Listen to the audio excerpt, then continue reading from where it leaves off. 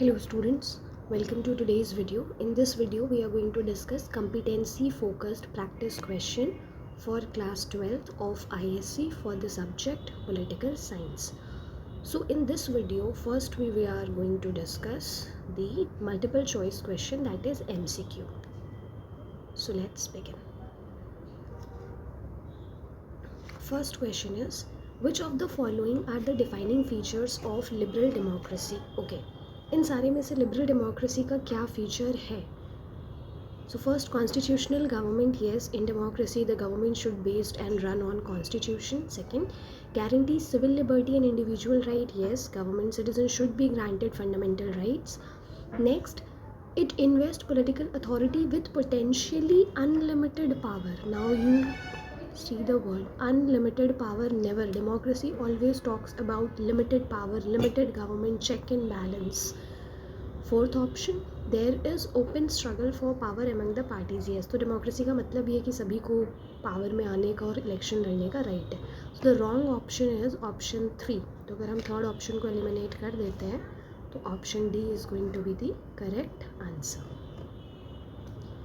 Next, all of the following are characteristics of totalitarianism except. okay, state controls the economy. Yes, state का पूरा control होता है economy में totalitarian government पे. State is run by single government. Yes, single party, single person, single leader, single ideology होती है totalitarian government में. जैसे आप देखो, नाजी सिस्टम था, फासिस्ट सिस्टम था, हिटलर थे, मुसोलिनी थे, ये सब single party, single leader, single ideology रही है. State relinquish control of armed forces to military leaders. क्या टोटलिटेरियन स्टेट आर्म्ड फोर्स का कंट्रोल मिलिट्री लीडर को दे देते हैं? बिल्कुल नहीं.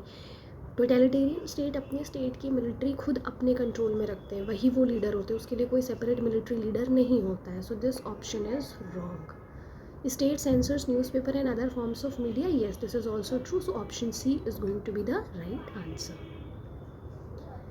Next, which of the following, both India and United States of America are federal in structure. Identify the feature that is not present in US. okay, India और US दोनों federal हैं, तो इसमें से कौन सा फीचर यूएस में नहीं है? सबसे simple, that is single citizenship, single constitution. United states में सिंगल कॉन्स्टिट्यूशन नहीं है, वहाँ ड्यूअल कॉन्स्टिट्यूशन है. स्टेट का अपना सेपरेट कॉन्स्टिट्यूशन होता है और ओवरऑल यूएस का अपना एक सेपरेट कॉन्स्टिट्यूशन है. बस होना ये चाहिए कि स्टेट के कॉन्स्टिट्यूशन कभी भी यूएस के मेन कॉन्स्टिट्यूशन के किसी प्रोविजन को वॉयलेट नहीं करने चाहिए. सो it will be option A. Now next question. In a unitary state there is no special need for a written constitution. okay, unitary state में कभी भी रिटन कॉन्स्टिट्यूशन की ज़रूरत नहीं होती है. क्यों? There is no division of power. So yes, this is also correct because there is no division of power in unitary state. क्योंकि जो भी, अगर यूनिटरी स्टेट में कोई स्टेट्स है भी तो उसको सेंटर खुद ही पावर देता है. तो प्रॉपर डिविजन ऑफ पावर नहीं है कि सेंट्रल लेवल है, स्टेट लेवल है, फिर लोकल लेवल है, पावर की हायरार्की है, प्रॉपर डिविजन है, ऐसा कोई सिस्टम नहीं होता है. B, states derive their power from the centre.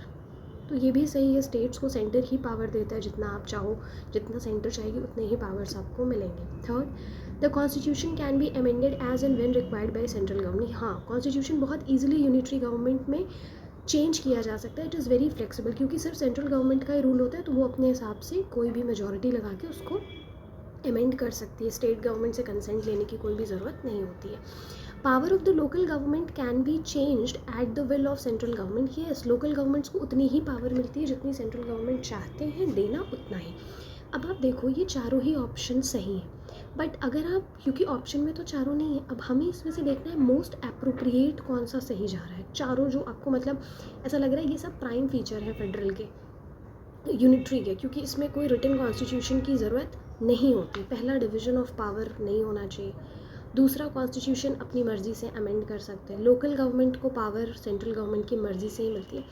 अगर हम इन ऑप्शंस को देखते हैं तो first, third and fourth, that is option A. Second भी करेक्ट ही है, लेकिन क्योंकि अभी हम सिर्फ मोस्ट अप्रोप्रिएट को चुन रहे हैं तो सबसे अप्रोप्रिएट ए जा रहा है. अगर आप बाकी तीन को चुनेंगे तो हमारा जो मेन ऑप्शन है ना वो मिस हो जाएगा, इसलिए we will go by option A. Now next, how do 3 organs of the government function in presidential system that is design on the principle of separation of power. Yes, presidential system completely separation of power पे design करता है, work करता है. तो ये कैसे करता है? पहला, each organ is vested with power distinct from the other organ and as check on the other. Exactly, सबको पावर सेपरेटेड और सब एक दूसरे को चेक करते रहते हैं. Each branch has same power as the other. No, सबके पास अगर सेम पावर होगी तो सेपरेशन ऑफ पावर कैसा हुआ? All the organs are accountable to the president. No, all the powers, all the organs are not accountable to the president. अगर आप house of representative की बात करें और सेनेट की बात करें तो वो प्रेसिडेंट को अकाउंटेबल नहीं होते हैं. जजेस भी, जुडिशरी भी प्रेसिडेंट को अकाउंटेबल नहीं होती है. Each organ has completely different power to operate independent of one another with no repercussion. नहीं, इतने independent नहीं है कि एक दूसरे से कोई लेना देना ही नहीं, एक दूसरे के प्रति कोई accountability नहीं है. So the best option which describes presidential system is option A. Now, the ability to veto a law in presidential system is a check of the. तो ये क्वेश्चन कह रहा है कि अगर presidential system में president legislature के पास किए हुए किसी law को वीटो पावर से डाउन कर देता है या वीटो पावर से पास नहीं होने देता है, तो ये किसका चेक किसके ऊपर है? तो अगर आप ये देखो तो ये चेक है option A, executive over the legislature. तो क्वेश्चन आता है कैसे? Now you see, in separation of power presidential veto allows the president to block the legislation passed by the Congress. क्योंकि प्रेसिडेंशियल सिस्टम में सेपरेशन ऑफ पावर होता है. President Congress का part नहीं होता, ना वो हाउस ऑफ रिप्रेजेंटेटिव में होता है, ना ही वो सेनेट में होता है. तो अगर वो लेजिस्लेचर प्रोसेस को किसी भी तरह से कंट्रोल करना चाहेगा तो कैसे करेगा? सिर्फ वीटो उसके पास वो ऑप्शन होता है. So it's executive control over the legislature. President executive का पार्ट है जो वीटो यूज़ करता है किसके लिए? लेजिस्लेचर के अगेंस्ट कि तुम्हें हम ये लॉ पास नहीं करने देंगे. लेजिस्लेटर पे चेक करता है. सो it will be option A. Now, X is a country with bicameral legislature and flexible constitution. What kind of majority will it require to amend the constitution? अगर देखिए flexible constitution है तो इसका मतलब है it will go for simple majority of both the houses. Simple majority का मतलब होता है 50%, सिर्फ 50% लोग भी प्रेजेंट है. और यहाँ पे कहा भी है कि बोथ हाउसेज बाई कैमरल है तो हमें लेना पड़ेगा of the parliament only. So it will be option B. Option A नहीं होगा, majority of total membership of lower house नहीं. कोई भी अमेंडमेंट अगर आप कर रहे हैं कॉन्स्टिट्यूशन में तो वो सिंगल हाउस नहीं करती है. अमेंडमेंट में हमेशा लेजिस्लेचर के दोनों हाउसेस पार्टिसिपेट करते हैं. और ऑप्शन सी और D talks about 2/3 majority. 2/3 majority का मतलब ये होता है special majority. Special majority flexible constitution में नहीं होती है. स्पेशल मेजॉरिटी हमें चाहिए होती है रिजिड कॉन्स्टिट्यूशन में.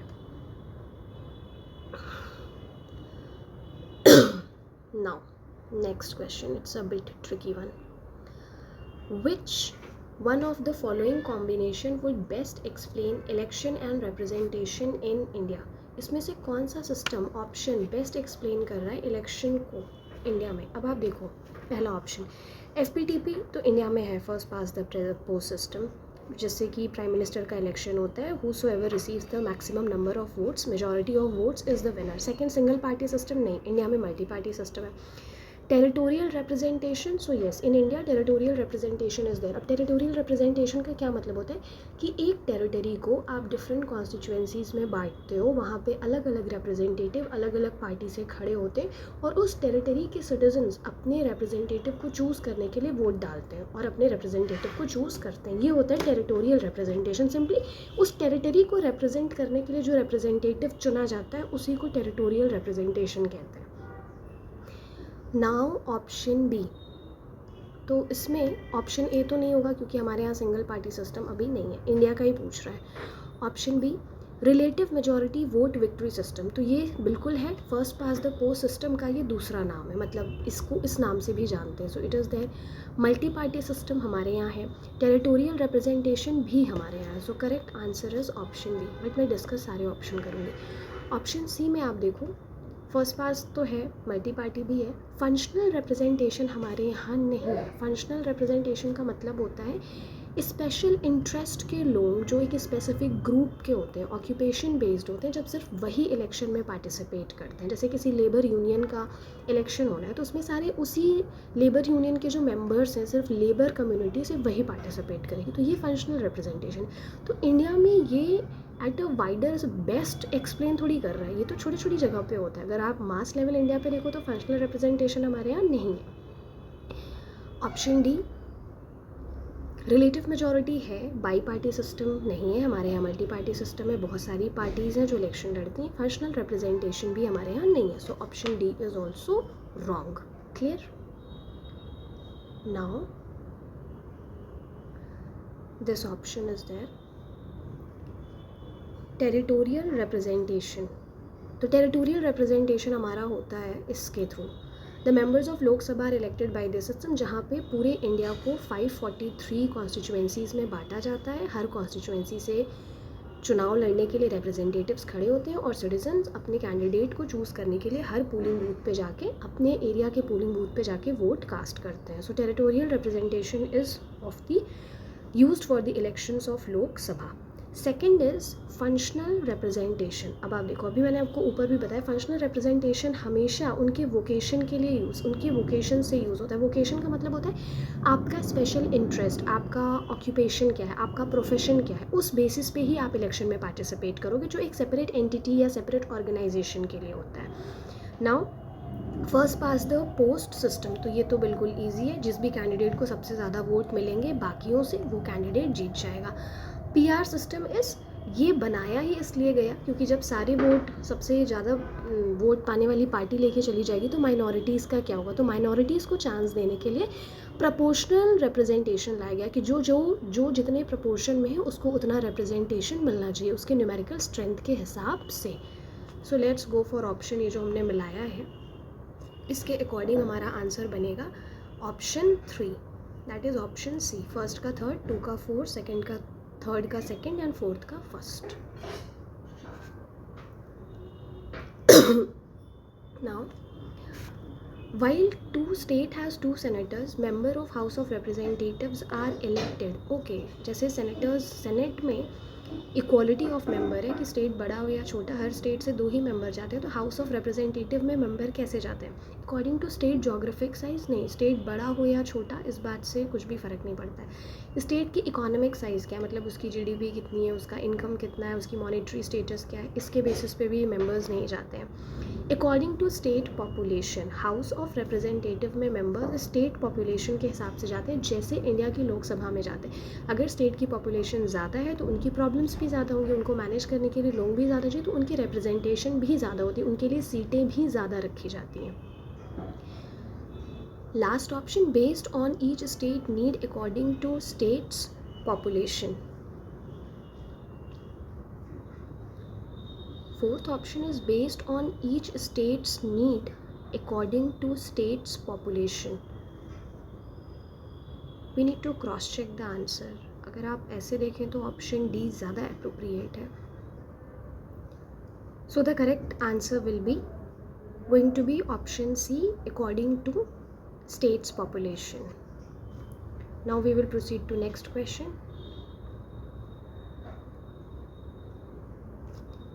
A major difference between House of Representative and Senate. Okay, Senate और representation, House of Representative में क्या difference है? First, filibuster is possible only House of Representative, not in Senate. The statement is only wrong. filibuster हमेशा Senate में possible होता है, house of representative में नहीं, क्योंकि फिलिबस्टर मतलब बहुत लंबी स्पीचेस देना, तो लंबी स्पीचेस देने के लिए सेनेट में ज़्यादा बेटर होता है, क्योंकि सेनेट में सिर्फ 100 मेंबर्स होते हैं, लोग कम होते हैं, तो हर मेंबर को बोलने के लिए ज़्यादा समय मिलता है। जबकि हाउस ऑफ रिप्रेजेंटेटिव में मेंबर ज़्यादा होते हैं तो सब थोड़ा थोड़ा बोल पाते हैं।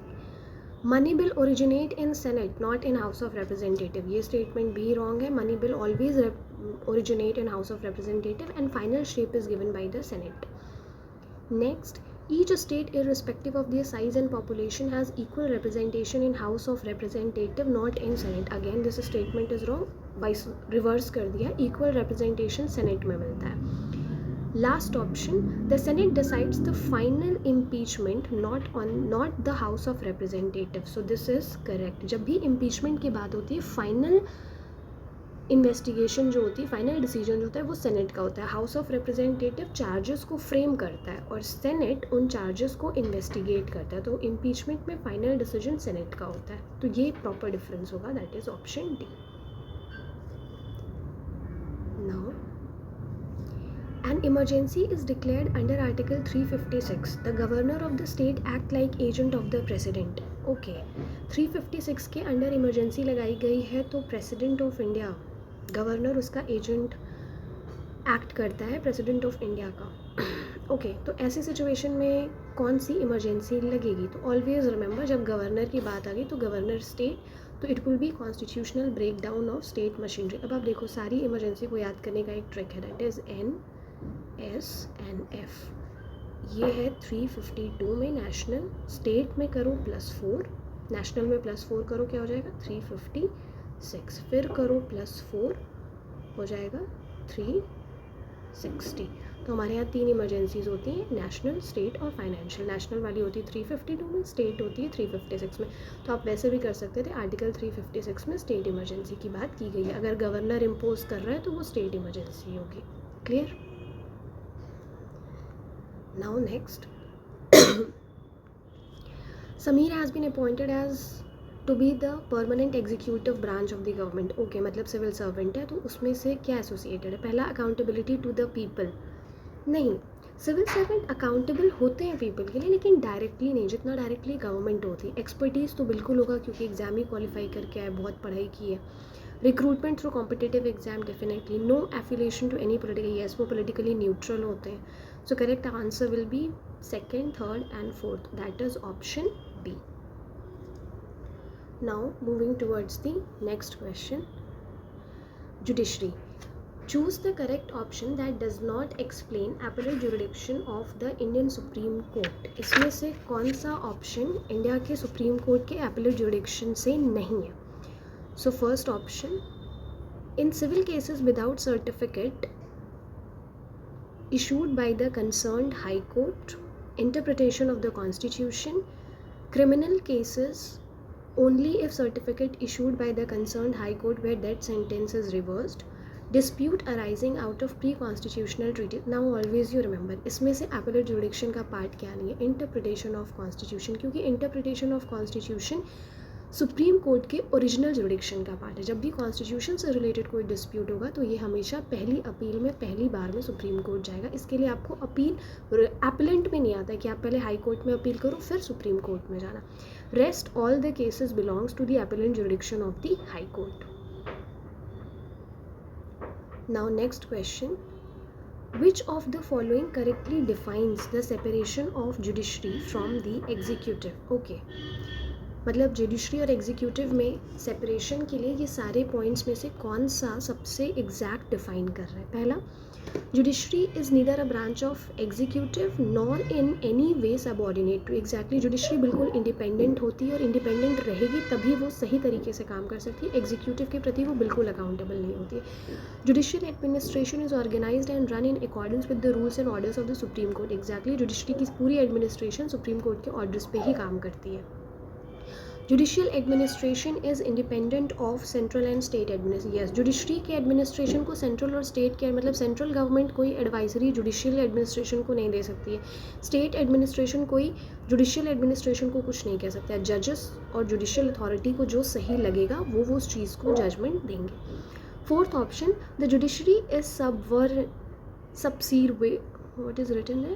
subservient to the executive as far as appointment of judges is considered.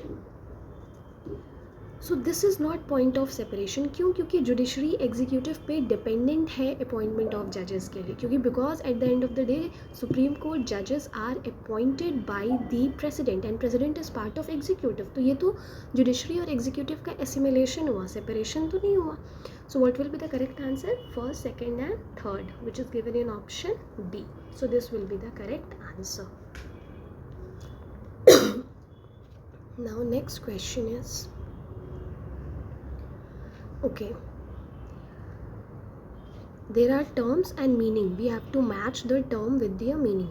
So republic means head of the state is elected and have a fixed term. Exactly उसी स्टेट को हम रिपब्लिक कहते हैं. सोशलिस्ट मीन्स जो socio economic justice को ensure करता हो, equal distribution of wealth करता हो, वो सोशलिस्ट स्टेट होता है. सेक्युलर, ये तो सब लोग जानते हैं, वो स्टेट जिसका कोई अपना रिलीजन नहीं है. All the religion have equal right to live and enjoy their religion and practise their religion. Democracy, people enjoy equal political right. Equal political right means everyone have right to give the vote and context election have access to the political office which they want. आप चुनाव में participate भी करोगे और आप चुनाव लड़ भी सकते हो. तो अगर हम ऐसे देखें तो करेक्ट ऑप्शन हमारा बनता है option C, which is this one. Now next question. What was the constitutional status of the Indian Republic on 26 January 1950 when the constitution was promulgated? So options are democratic republic, sovereign secular democracy, नहीं secular तो नहीं था, secular 42nd amendment 1976 से जुड़ा था. socialist secular ये भी नहीं था क्योंकि ये भी 42nd amendment से आया था. डेमोक्रेटिक रिपब्लिक ये तो आधा है क्योंकि जब हम 26 जनवरी 1915 में थे तो हमारा देश सोवरेन भी था. Sovereign means the ability of the state to take its decision independently whether external और इंटरनल. एक देश अपनी मतलब भारत अपने निर्णय को स्वतंत्र रूप से ले सकता है, चाहे वो इंटरनेशनल हो, अपने किसी एक्सटर्नल मैटर को लेकर हो या फिर इंटरनल मैटर को लेकर हो. तो हम 1950s में ही सोवरेन थे. Now next question. Find out from the options below which clearly explain the features of a parliamentary form of a democratic system. Okay, इसमें से कौन से सारे options में से parliamentary form और government का part है. First, principle of cooperation and coordination between legislature and executive. बिल्कुल legislature और executive parliamentary setup में बहुत cooperate करते हैं because to be part of executive first you have to become part of legislature. अगर आपको executive में बनना है, parliamentary means अगर आपको PM बनना है, council of minister का part होना है, cabinet बनना है, तो बहुत important है पहले आप legislature में जाइए, पहले आप लोकसभा में जाएंगे तभी आप मंत्रिमंडल में जा पाएंगे, अदरवाइज नहीं. Next, doctrine of separation of power between judiciary and executive. yes, judiciary और executive completely separated होते हैं, कोई इसमें assimilation नहीं होता है. Executives are accountable to the people. They are but indirectly. First executive is accountable to Lok Sabha. लोक सभा का मतलब क्या होता है? that जो रूलिंग गवर्नमेंट है वो लोकसभा में सबसे पहले रिस्पॉन्सिबल है. इट मीन्स वहाँ पे आपकी मेजॉरिटी होनी चाहिए. आफ्टर दैट तो directly you are responsible and accountable to the people. Next, collective responsibility of minister to the president only. No, they are collectively responsible to Lok Sabha. That resignation of prime minister is the resignation of whole council of minister and collapse of the government. तो सिर्फ आप president को collectively नहीं responsible होते हो, आप president को individually responsible होते हो and collectively you are responsible to Lok Sabha. So as per this the correct answer is going to be first and second. First and second are correct and third and fourth are incorrect. So it will be option B. Now proceeding to next question.